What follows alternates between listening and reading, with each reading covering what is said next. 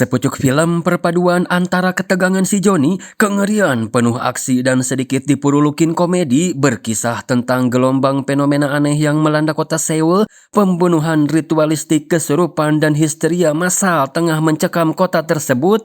Lantas apa cenah penyebab dari semua itu? Inilah Malam Suci Pemburu Iblis.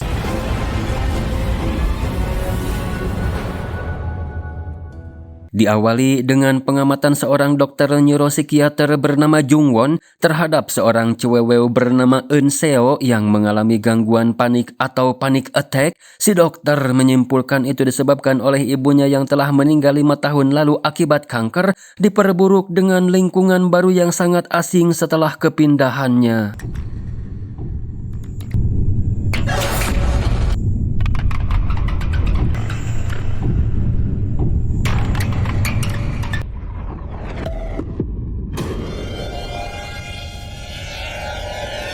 Di sisi lain, seorang kepala detektif bernama Choi mendatangi rumah dukun yang dikenal dengan sebutan Malam Suci membawa pelapor sebut saja Mang Jaja untuk dipertemukan dengan sang ketua. Tidak lain dan tidak bukan, dia adalah...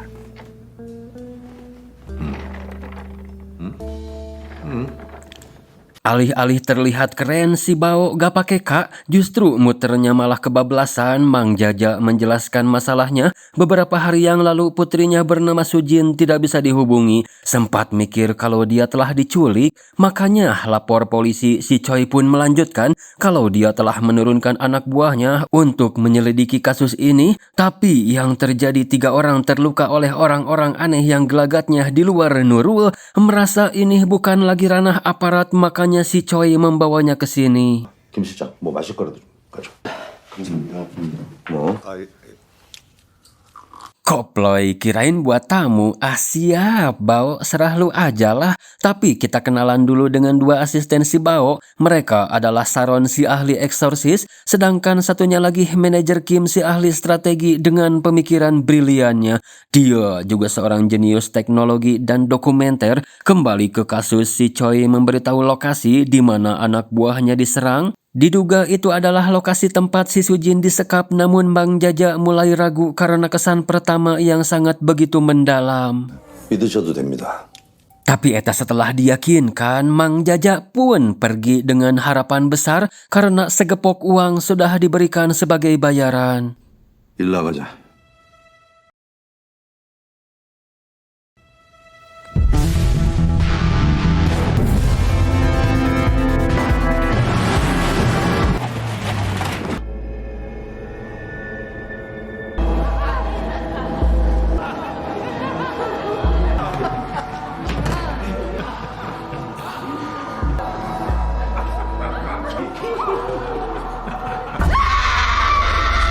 Si Sujinnya sendiri berada di sebuah ruangan, dijaga ketat sedang dibeje-bejebin oleh sekelompok sekte sesat pemuja iblis yang disebut dengan sebutan Misa Hitam.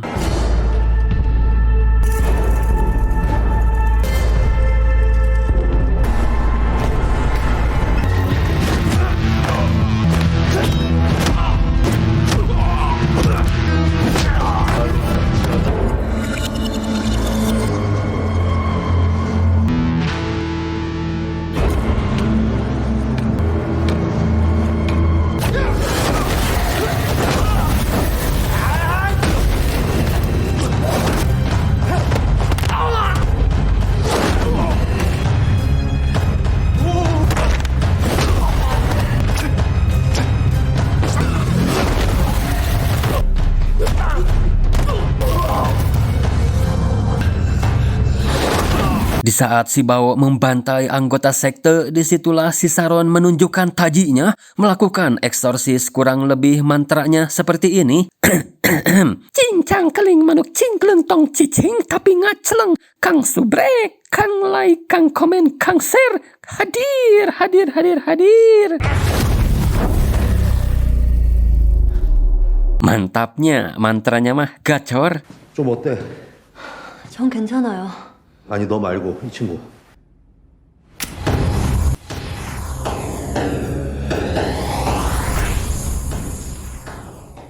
Kembalikan ke rumah sakit, ternyata si Eun Seo adalah adiknya Dr. Jungwon, di mana si Jungwon ini sangat anti dengan hal-hal goib, semua jenis penyakit baginya bisa disembuhkan dengan pertolongan medis. 아이, 뭘 고마워. 에이. Si Kim berhasil menyelidiki kelompok orang-orang semalam berdasarkan tato di lehernya kalau mereka berasal dari kelompok Belzebites tapi belum mendapatkan informasi siapa pemimpinnya. Si Saron merasa khawatir karena akhir-akhir ini iblis kelas atas sering menampakkan dirinya, minta si Kim supaya selalu waspada dan berhati-hati. 김 실장은 앞날이 창창하니까. 나는 뭐 앞날이 막막해? Saat kembali ke rumah, si Jungwon rupanya sudah putus asa. Dia mencoba melawan ketidakpercayaannya dengan meminta bantuan malam suci. Tapi setelah mengetahui yang merekomendasikan bukan si Choi, melainkan seseorang bernama Marco, entah ada masalah apa yang jelas si Bao menolak mentah-mentah permintaan si Jungwon. 이거 제 동생 영상 기록인데요. Setelah itu, si Kim pun minta si Bao supaya menonton video adiknya si Jungwon. 저 여기 있어요. Tapi keburu datang si Marco Tea, ternyata dia seorang pendeta. Si Marco datang karena dia tahu kau pasti akan menolak permintaan si Jungwon temannya karenaku. Tak apa, kau tak bisa memaafkanku, tapi tolong bantu dia karena ini menyangkut masalah nyawa. Jadi bicara soal nyawa, 10 tahun lalu berlokasi di sebuah panti asuhan ada satu orang bernama Joseph. Salah satu anak yang dibesarkan secara spesial karena beberapa kelebihan dan sangat dekat dengan si Bao. Mereka berdua yang sudah dewasa memilih jalannya masing-masing. Bao menjadi dukun seperti saat ini, sedangkan si Joseph menjadi pastor eksorsis meski beda nama tapi masih satu genre dan satu tujuan, yaitu untuk mendanai panti. Namun suatu ketika mereka berdua kembali ke panti, entah apa yang sudah terjadi pada si Joseph. Di sana si Joseph malah melakukan ritual memanggil iblis lalu bersekutu dengannya melakukan pengorbanan anak-anak. Setelah itu menghilang. Beberapa berhasil diselamatkan, salah duanya yaitu si Kim dan si Saron. 사장님이 우리를 도와주지 않았으면 우린 이미 죽은 목숨이야. Setelah itu, semua orang mengira Bao telah wafat, tapi faktanya dia selamat secara ajaib. Namun hidupnya jadi dihantui rasa bersalah karena tidak bisa menyelamatkan semua orang yang telah dia anggap keluarga. Dari situlah dirinya bertekad untuk mencari si Joseph dan akan membasmi seluruh iblis yang berkeliaran di bumi. Lalu kenapa cenah si Bao membenci si Marco? Ya, karena waktu itu si Marco tidak percaya kalau itu semua adalah perbuatan si Joseph dan malah terkesan melindunginya karena si Marco enggan memberikan kesaksian pada keuskupan tentang insiden tersebut.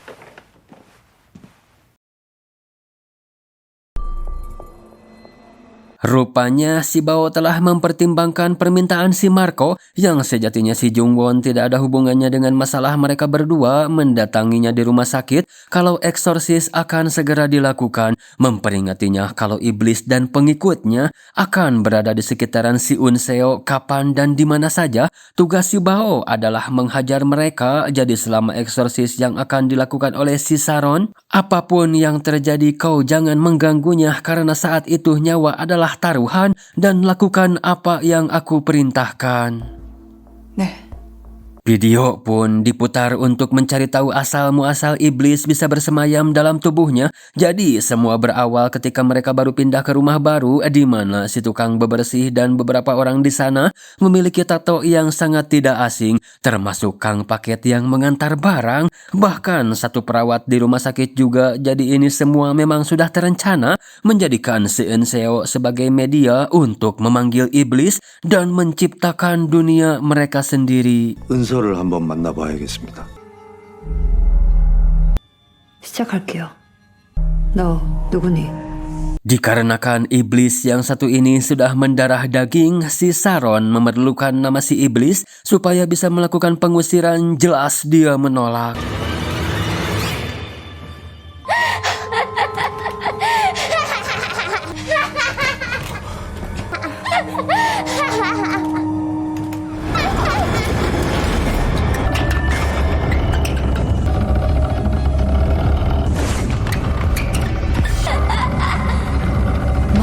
들어왔니 갸루카. 야.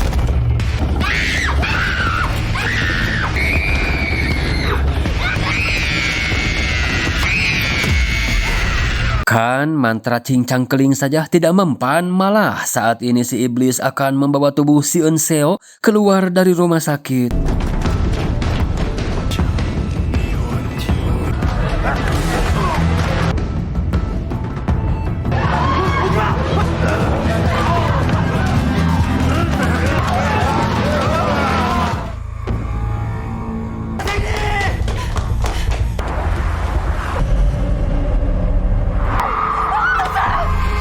Si Saron yang kesulitan melakukan eksorsis akan mencoba metode lain. Mungkin kita bisa mengakhiri ini di rumah tempat semuanya berawal.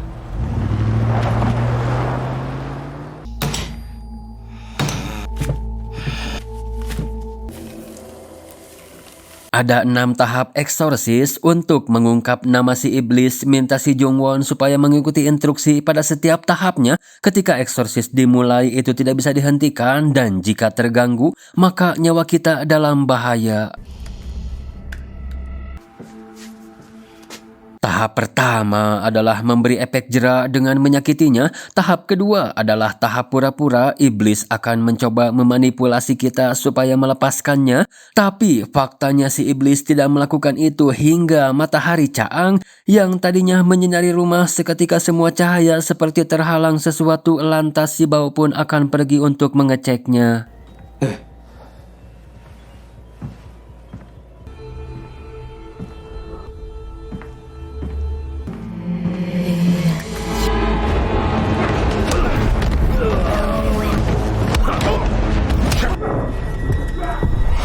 Yehudi blush. sim.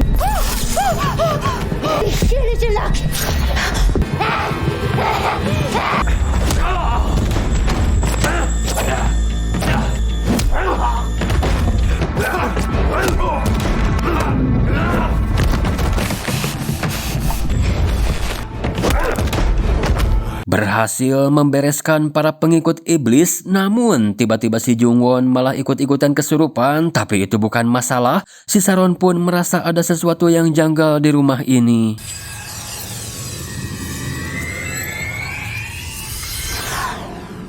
Ternyata rumah ini sudah dipenuhi dengan tulisan bahasa kuno yang menjadikan rumah ini terkutuk dan harus segera menghapusnya.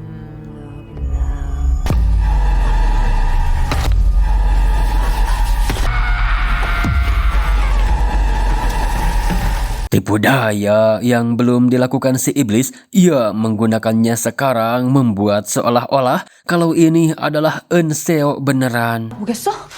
잠깐만. Masuklah ke tahap berikutnya, yaitu manipulasi suara, mengingatkan si Bao pada anak-anak panti yang tidak bisa ia selamatkan. Alhasil pikirannya terganggu, nyekek iblis yang muncul padahal itu adalah si Saron.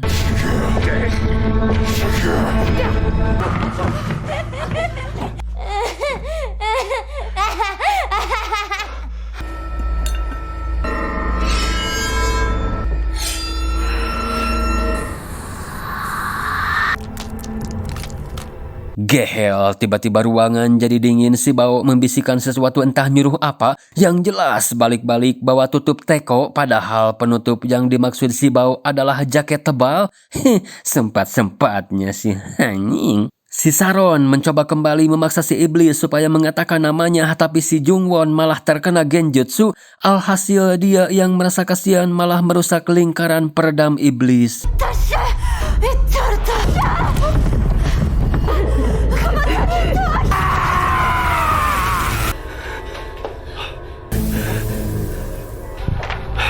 물어서.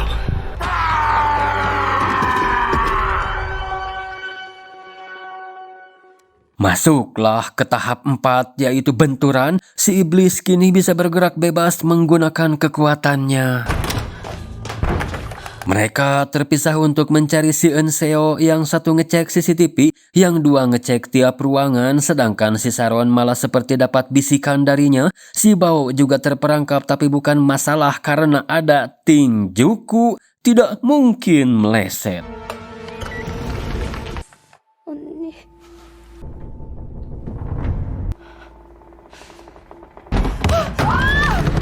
Situasi yang semakin rumit mengingatkan si Jungwon pada perkataan Kang Cleaner kalau beberapa barang besar untuk sementara disimpan di gudang. Lantas ia pun memberitahu si Bao yang langsung bergegas menuju gudang.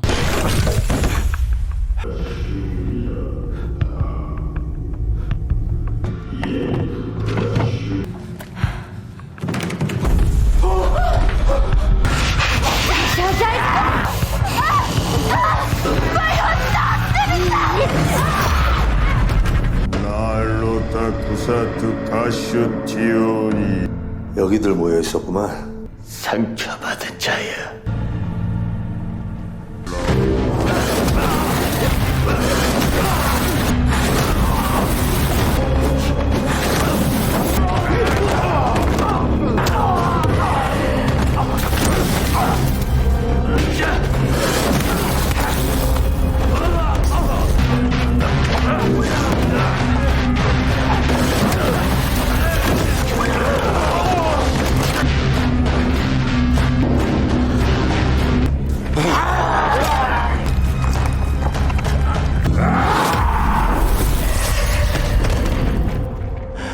Ibarat kata si Bao meminjam kekuatan si iblis berhasil, namun masalahnya ada satu anggota yang tadi diperintahkan membunuh si Saron, si Kim yang tidak punya keahlian bela diri, tidak sanggup menahannya. Alhasil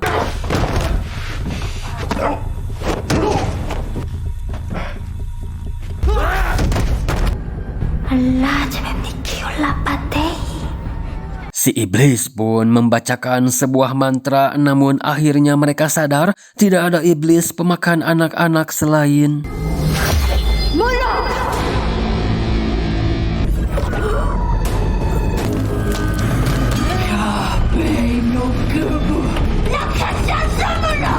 Setelah mengetahui namanya, eksorsis finishing pun dilakukan dengan kembali membacakan mantra cincang keling untuk mengirim si Moloch ke alam bawah.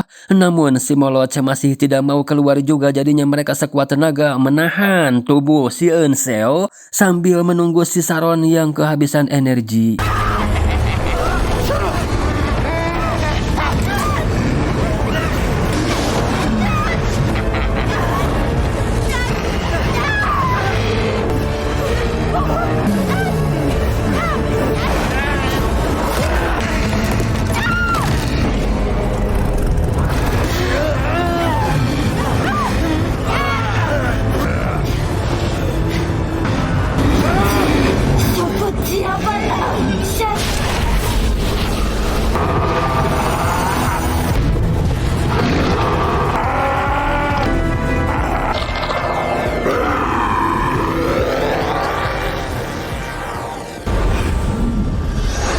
Sekali lagi, si Bao membiarkan iblis merasukinya hanya untuk meminjam kekuatannya dan berhasil mengirim kembali si Moloch ke alam bawah. Tapi perjuangan mereka tidak sampai di situ. Mereka mendapat berkas misterius yang membuktikan kalau kegelapan baru telah muncul di tempat lain.